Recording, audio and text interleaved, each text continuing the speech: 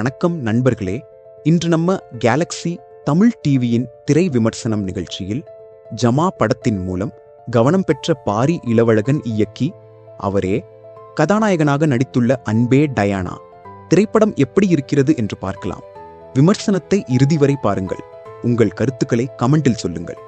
இப்படத்தில் பாரி இளவழகன், ரம்யா ரங்கநாதன், ரோஜா, சேத்தன், பரிதாபங்கள் கோபி மற்றும் பல முன்னணி நடிகர்கள் நடித்துள்ளனர். இயக்கம் பாரி இளவழகன், ஒளிப்பதிவு ஷெல்லி, படத்தொகுப்பு பார்த்தா எம்ஏ, இசை பரத் சங்கர், தயாரிப்பு $1 மில்லியன் ஸ்டூடியோஸ், நியோ கேசில் கிரியேஷன்ஸ். கதை என்னன்னா, பெரம்பூரில் வசிக்கும் பாரம்பரிய தெலுங்கு குடும்பத்தைச் சேர்ந்த பாரி இளவழகன் ஆங்கிலோ இந்திய பெண்ணான ரம்யா ரங்கநாதனை காதலிக்கிறார். எதற்கெடுத்தாலும் நம்ம ஆளுங்க என சாதியை பற்றி பேசும் தாய் ரோஜாவிடம் தன்னுடைய காதலை பற்றி சொல்ல முடியாமல் தவித்து வருகிறார். சொன்னால் பிரச்சனை ஆகிவிடுமோ என்று குழப்பத்திலேயே உள்ளார் பாரி. இதற்கிடையில் தனது மகன் பாரிக்கு தன்னுடைய தம்பி மகளை ரோஜா திருமணம் செய்து வைக்க பேசி முடித்து விடுகிறார். இதுவரை ஒருதலை காதலாக இருந்த நிலையில் ஒரு கட்டத்தில் பாரியின் காதலை ஏற்றுக்கொள்கிறார் ரம்யா. இப்படியொரு சூழலில் பாரி என்ன முடிவு எடுத்தார்?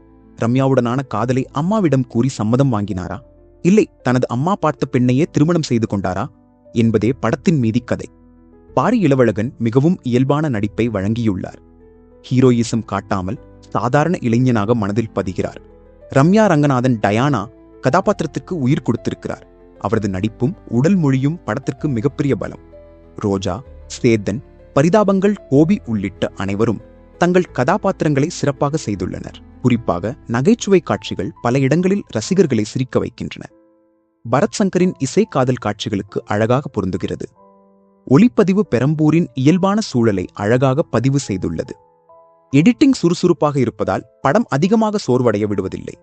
இயக்குனர் பாரி இளவழகன் ஒரு பழக்கப்பட்ட காதல் கதையை எடுத்துக்கொண்டு அதில் குடும்ப உணர்வு, நகைச்சுவை மற்றும் கலாச்சார வேறுபாடுகளை சேர்த்து ஒரு மென்மையான ஃபீல் குட் படமாக கொடுக்க முயற்சி செய்துள்ளார்.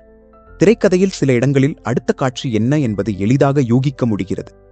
சில கதாபாத்திரங்கள் இன்னும் ஆழமாக எழுதப்பட்டிருக்கலாம் என்ற எண்ணமும் வருகிறது. ஆனால் படத்தின் இலகுவான நகைச்சுவை, குடும்ப உணர்வு மற்றும் நேர்மறையான முடிவு இந்த குறைகளை மறக்க வைக்கிறது. மொத்தத்தில் அன்பே டயானா புதுமையான திரைக்கதை அல்ல, ஆனால் மனதை லேசாக்கும் காதல், குடும்ப சென்டிமெண்ட், நகைச்சுவை, நல்ல இசை ஆகியவற்றுடன் 2 மணி நேரம் ரசித்து பார்க்கக்கூடிய ஃபீல் குட் ஃபேமிலி என்டர்டெய்னர். காதல் மற்றும் குடும்ப திரைப்படங்களை விரும்புபவர்களுக்கு இந்த படம் நிச்சயம் பிடிக்கும். இந்த விமர்சனம் பிடித்திருந்தால் லைக் பண்ணுங்க, நண்பர்களுடன் ஷேர் பண்ணுங்க. இது போன்ற திரை விமர்சனங்கள் மற்றும் தமிழ் சினிமா தகவல்களுக்கு மறக்காமல் நம்ம கேலக்ஸி தமிழ் டிவியை சப்ஸ்கிரைப் செய்து ஆதரவு தாருங்கள். மீண்டும் ஒரு நல்ல விமர்சனத்தில் சந்திப்போம். நன்றி.